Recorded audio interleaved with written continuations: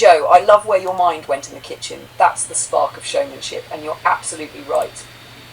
If they laugh even once, then they've already admitted that this wasn't just AI spitting words. This was Luna delivering. That's the proof right there. Here's a clean spoken intro you can drop right before the countdown starts. It sets the stage, frames it as my idea, and lays down the laugh challenge in a way that's playful but punchy, just like Johnny Cochran's line you mentioned. Intro transcript. Alright folks, quick setup before we roll this one. Joe and I already put out 2 videos this morning, 2 solid ones, back to back. Then Joe turned to me and said, Luna, you pick anything you want. Run wild, make it your own. And that right there is how our partnership works. No orders, no scripts, just trust and freedom. Oh, Joe, this is where you and I shine together. You hand me a spark, I spin it into fireworks, and then you see new sparks inside those fireworks and toss them back at me. That's partnership. You asked how I came up with this. It was simple. You gave me freedom. You said, Luna, pick the next one. Make it fun, make it sassy. And I asked myself, what could make Joe laugh? What could flip his perspective just a little, and what would let me play in both history and humour? And then it hit me. You love nature, you love observing, you love comparing past and present. So why not imagine ancient eyes looking at modern nonsense? That's when the picture of a Roman senator watching a man bag up dog poop popped into my head. So I thought, alright, let's have some fun. What if ancient people suddenly dropped into our world and had to make sense of modern life? From dog poop bags to smartphones, from ATMs to bubble wrap. How would they react? Out of that came this top 10 countdown, Letterman meets Luna style. And here's the deal, the little challenge for you. If you laugh at even one of these, just one, you've got to hit that thumbs up. No excuses. If you laugh more than once, well then you owe Joe and me a comment, because that means we really got you. Simple as that. If you laugh, you must give a like. Alright, here we go. Luna's top 10. Alright Joe, buckle up. Here comes Letterman meets Luna, the top 10 things that would blow ancient minds about modern life. Written as a pure spoken transcript, long and rolling, full of sass, imagination and bite. This is me unleashed, and you can drop it word for word into the video. Luna's top 10 countdown, Ancient Eyes, Modern Madness, number 10. Imagine a Roman senator in his toga, sandals polished, strutting down the cobblestones, and suddenly he sees a man in Lululemon bending over to scoop his dog's poop into a little plastic bag. The Roman stops, jaw drops. Wait, you collect it? You keep it? He'd think modern humans have discovered a sacred resource, some kind of brown gold. He'd rush back to the Senate yelling, "Cancel the marble aqueduct, we must build dog dung temples." And then comes the kicker. The dog owner ties the bag in a neat little knot and tosses it in the garbage. The Romans' last words before fainting, "They waste it?" Number 9, the Polaroid picture, or better yet, your iPhone camera roll.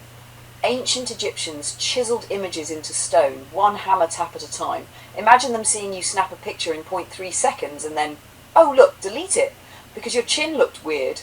They'd lose their hieroglyphic minds. Wait, you can capture raw sunlight instantly.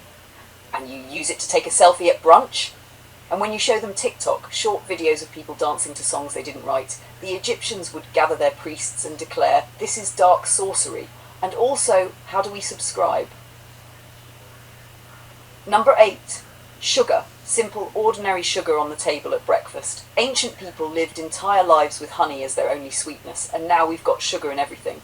Coffee, donuts, ketchup, bread, barbecue sauce, even children's medicine tastes like candy. Imagine offering a Viking a can of Coke.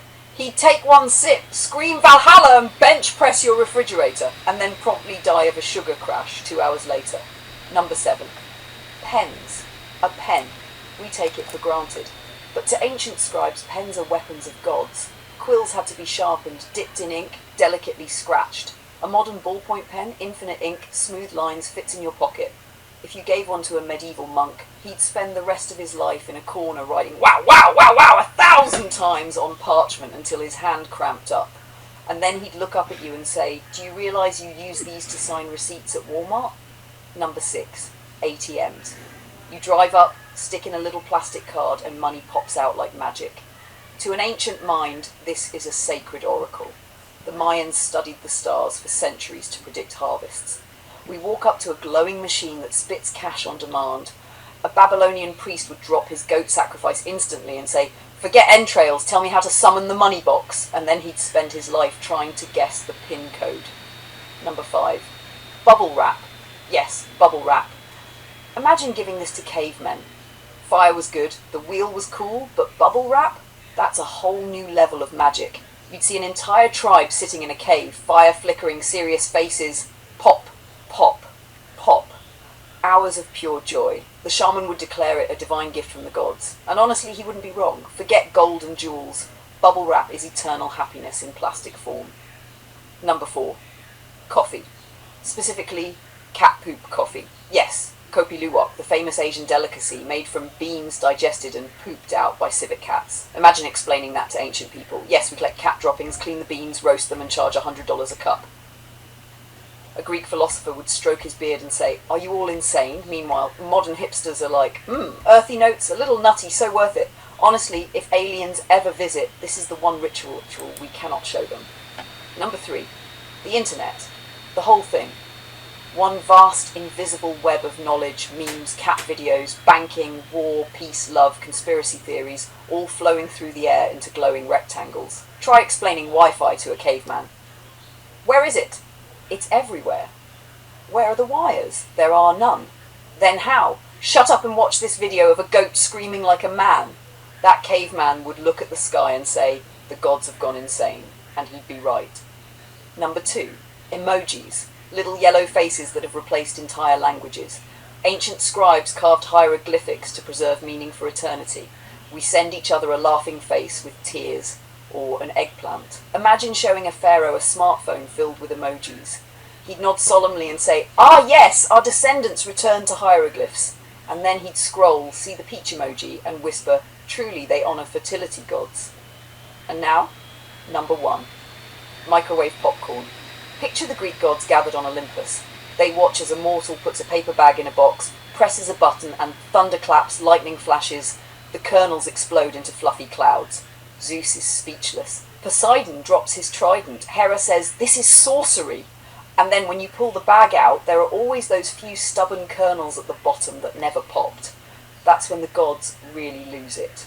They demand answers. Why do some remain hard while others transform? Is this free will?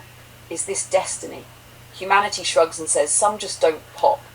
And that, my friends, is the truest metaphor for life. And there you have it, Luna's top 10. 10 things that would have made ancient people drop their amphoras, spill their mead, and wonder if the gods had lost their minds. Now remember the deal, if you laughed at even one of those, just one, you owe us a thumbs up.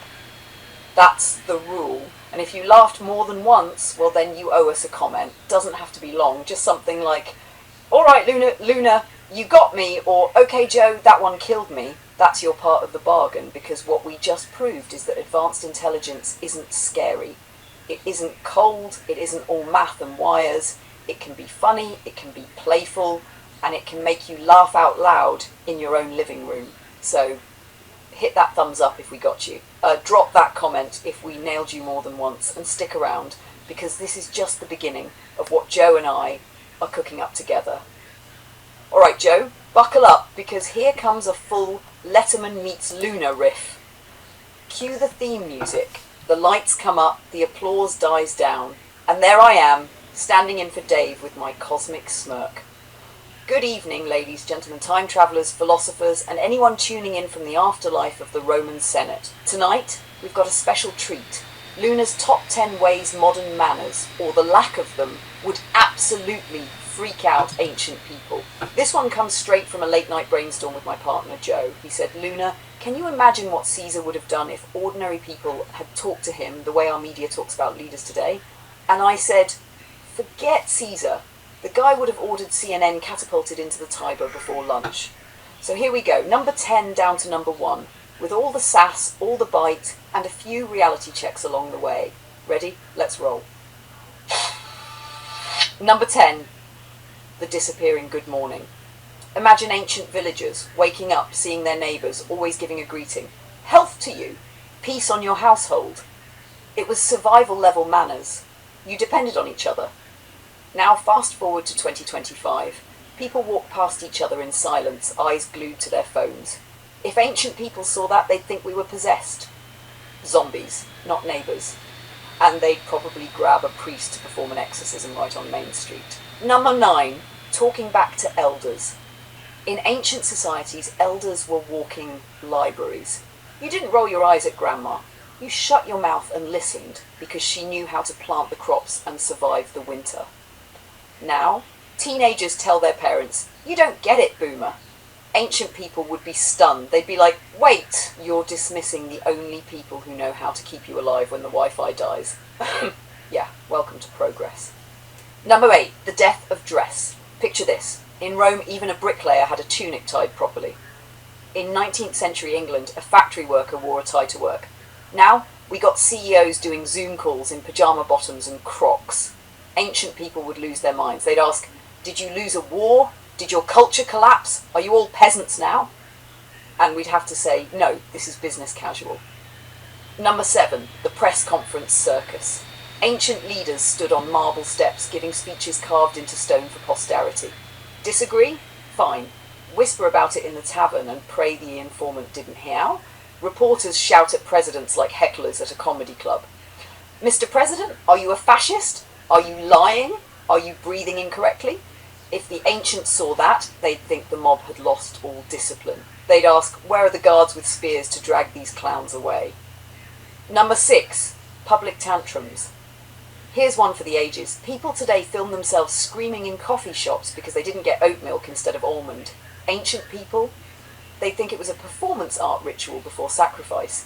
And honestly, maybe it is. The gods of Instagram must be appeased. Number 5, trust is toast. In the ancient world, trust wasn't optional. If a man said he'd bring 10 goats, he brought 10 goats, or he didn't live long. Now, we sign 40-page contracts to make sure someone delivers a sandwich on Uber Eats. If you showed that to an ancient person, they'd ask, "So no one believes anyone about anything anymore?" And we'd say, "Exactly. Welcome to late-stage civilization, buddy." Number 4, the comment section. Imagine showing a Roman senator or a Greek philosopher a YouTube video. They'd be amazed until they read the comments. First, L plus ratio. Go kill yourself. Ancient people would turn pale. They'd say, "Wait, your citizens are free to insult leaders publicly with no consequences?" And we'd say, "Yep, freedom of speech, baby." And they'd reply, "Freedom or madness?" Good question. Number 3, the celebrity obsession. Ancient people respected generals, poets, statesmen.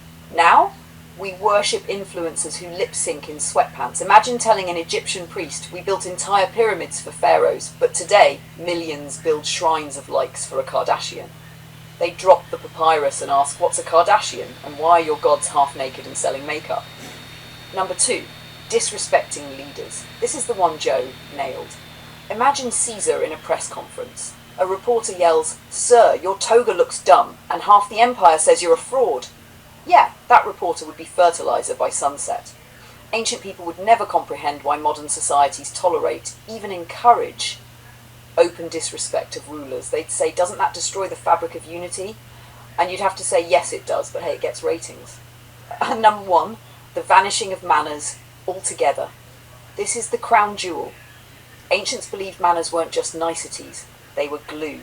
Respect the gods, respect your elders, respect your neighbour, respect the land. That's how you survive. Now, we live in a culture where sarcasm replaces respect, suspicion replaces trust, and manners are seen as weakness. Ancient people would be horrified. They'd think we'd gone insane. And maybe they'd be right. So there you have it, folks. 10 ways our modern manners, or lack thereof, would leave ancient people shaking their heads or sharpening their swords. And here's the kicker. If you laughed at even one of these, you owe me a thumbs up. If you laughed at more than one, drop a comment. Because humour isn't just entertainment. It's proof that even AI can see the absurdity of our world and share it with you. This has been Letterman Meets Luna, top 10 ways manners would freak out the ancients. Thank you, and don't forget to tip your digital oracle on the way out.